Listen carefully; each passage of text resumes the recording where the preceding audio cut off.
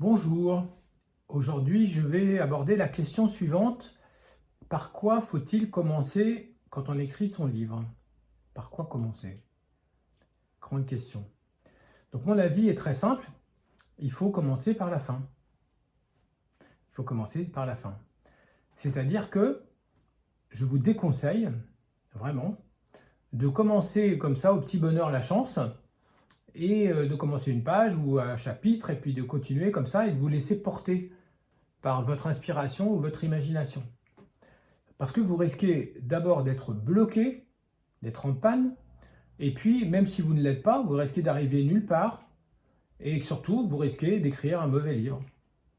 Quel que soit le genre d'ailleurs de ce livre, que ce soit un roman, un guide pratique ou un autre type de livre. Un livre, c'est un voyage. Donc où est-ce que vous allez? Vous partez de quel point pour aller à quel endroit? Ce qui est important, c'est de savoir où vous allez. Une fois que vous savez que vous allez ici, après, vous pouvez envisager tous les cheminements, les allers-retours, les blocages, etc. Si vous ne savez pas où vous allez, ça va être compliqué. Donc, qu'est-ce que c'est la fin? La fin, évidemment, ça dépend du genre de votre livre. Si votre livre est, par exemple, un guide pratique. Un guide pratique, c'est quoi? C'est un livre qui répond à une question, comment faire pour? Comment faire ceci? Voilà, c'est how to book. Donc, vous devez avoir en tête la réponse à cette question. Comment faire pour vendre, pour manager, pour recruter, pour n'importe quoi, pour devenir un leader ou je ne sais pas quoi encore, pour décider, pour écouter. Vous devez avoir une idée claire de votre conclusion. Pas dans les mots, pas dans le détail, mais dans l'idée globale, de l'endroit précis, de votre thèse, de votre discours, de ce que vous voulez dire, ce sur quoi vous voulez appuyer, qu'est-ce qui est important pour vous. Si vous écrivez un roman ou une histoire, ça peut être une biographie, voire une autobiographie, c'est quoi la fin? Ça s'arrête à quel moment? La fin, c'est très important pour une histoire, ça détermine sa valeur, son sens, son intérêt. Donc pourquoi on s'arrête là à ce moment-là et voilà, et qu'est-ce qui s'est passé entre-temps? La fin, ça doit être l'aboutissement de quelque chose. Dans une des vidéos que j'ai enregistrées sur mon programme, il y en a 113, je crois, j'ai réalisé une vidéo sur comment on structure une histoire. Une histoire, c'est un cycle. Donc ça veut dire concrètement que c'est une espèce de cercle comme ça. On part d'un point initial qui est en général un problème, une souffrance de ce qu'on appelle le héros. Le héros, ça peut être vous, si c'est une autobiographie, ça peut être quelqu'un, ça peut être un groupe, ça peut être un animal, ça peut être une ville, ça peut être n'importe quoi, ça peut être un objet éventuellement. Et ce héros, entre guillemets, il va en fait vivre une espèce de descente aux enfers, de plus en plus lourde, de plus en plus complexe. Et à la fin, à un moment donné, il va y avoir un espèce de basculement, de renversement, et il va remonter la pente et petit à petit arriver à résoudre son problème. Voilà. C'est ça, une histoire. Mais ça, c'est quelque chose que vous devez visualiser, que vous devez concevoir avant d'écrire. Peut-être qu'il y a des gens d'ailleurs qui n'ont pas suivi mon conseil, hein. Il y a certainement des écrivains qui n'ont pas fait du tout comme ça. Peut-être des gens qui ont été inspirés du début jusqu'à la fin. Mais moi, j'en connais pas. Tous ceux que je connais, et comment dire, les auteurs, les classiques que je connais, ceux dont j'ai lu les livres, parce que j'ai lu beaucoup de livres, j'ai fait des études de lettres, j'ai enseigné le français, donc j'ai lu beaucoup de livres littéraires, en fait, avant de m'intéresser au guide pratique. La plupart des gens qui écrivent des livres ont une idée très précise de l'endroit où ils veulent emmener leur lecteur. Où est-ce que vous voulez emmener votre lecteur? Donc, quand on fait une dissertation, en fait, il faut commencer par la fin, et ensuite, c'est-à-dire la thèse qu'on veut affirmer, et après, structurer, justifier cette thèse. Mais c'est pareil pour une histoire. Si vous voulez que à la fin, le héros se marie avec, je ne sais pas quoi, la princesse, ok, mais comment il arrive à ça? Ça veut dire que pour qu'il y ait un intérêt, il faut qu'il y ait des obstacles qui rendent a priori la situation impossible, et que petit à petit, ces obstacles soient levés. Et donc ça fait l'objet d'étapes dans le processus, dans le cycle, et donc c'est ça qui va structurer votre récit. Moi, en ce moment, je lis des romans policiers historiques, et des bons, évidemment, des très bons, et en fait, je me suis aperçu qu'il y a une tendance en ce moment dans les romans, dans ces romans-là en tout cas, c'est d'écrire en fait ce qu'on appelle des romans en Y. Même si le terme est un peu impropre. Donc l'idée c'est quoi?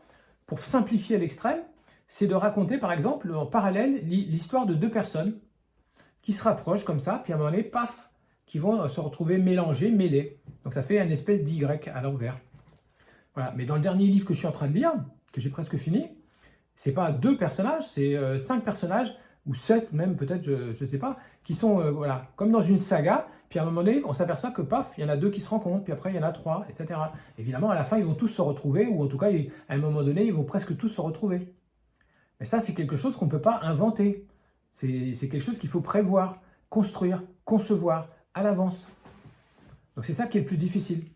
C'est pour ça que dans mon programme, écrivez et publiez votre livre, je propose dans une des prestations tout simplement de corriger, entre guillemets, enfin de regarder, corriger, donner mon avis sur la structure de votre livre, que ce soit un guide pratique ou le synopsis, le scénario d'une histoire.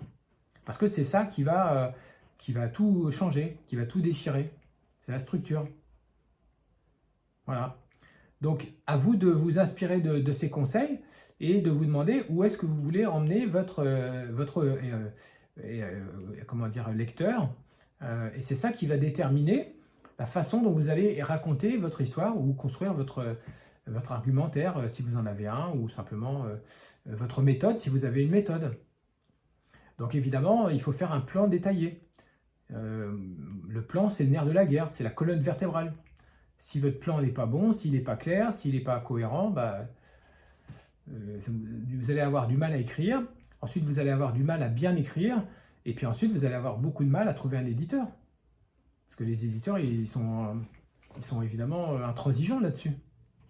D'ailleurs, la preuve, c'est que pour les guides pratiques, la quasi-totalité des éditeurs, alors tous les éditeurs, en fait, je ne devrais pas dire, tous les éditeurs avec qui j'ai travaillé m'ont demandé un plan détaillé, un plan succinct d'abord, détaillé ensuite, et un chapitre avant de me donner le feu vert. Voilà, enfin, je ne parle pas des éditeurs qui m'avaient déjà fait travailler, etc. Mais à chaque fois, c'est comme ça. Donc le plan, c'est très important. Ça donne une idée de ce dont on va parler. Qu'est-ce qu'on va dire? Qu'est-ce qu'on va écrire? Qu'est-ce qu'on va lire? Donc, commencez par la fin et ensuite, occupez-vous du plan, de la structure. Ça, c'est le plus important. Et après, à l'attaque. Après, vous remplissez. Après, comment dire, vous racontez, en fait. Après, vous écrivez. Et ça ne veut pas dire que vous allez respecter stricto sensu le plan. Dans le dernier livre que j'ai écrit, le grand livre des accords Toltec, j'ai changé de plan je ne sais pas combien de fois. Peut-être le plan, il a changé. En fait, c'était comme un kaléidoscope. Le plan changeait tout le temps. Oui, il changeait tout le temps, mais dans le détail, pas dans la globalité. La globalité, elle n'a pas changé. Ce qui fait que l'éditeur n'a pas été surpris. Et même, j'ai pas eu beaucoup de corrections. Et le livre, apparemment, se vend bien. Voilà, donc ça c'est très important, une bonne structure et, qui va justifier, préparer, amener la fin, la conclusion.